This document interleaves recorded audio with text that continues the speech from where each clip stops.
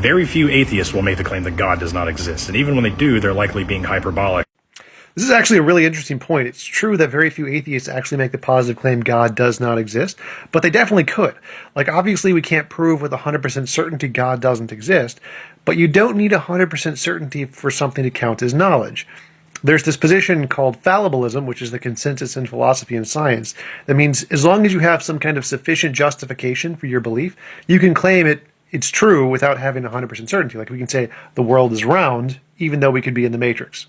So in the same way, we can say God does not exist because most of the ideas humans come up with are stuff that's just made up in their head. And so every idea starts off as imaginary until demonstrated otherwise. Therefore, it's rational to say God does not exist, just like Santa does not exist. And that can be supported by evidence because the vast majority of ideas humans come up with are just that, ideas. And so many philosophers, academic, professional philosophers, will take the strong atheist position that God does not exist, like Graham Oppy, because you can have knowledge and justified beliefs about God not existing, but you don't need to prove with 100% certainty he doesn't exist. You just need to have some sufficient reason, some sufficient evidence to conclude that, such as the fact it's probably a make-believe story in your head, just like Santa.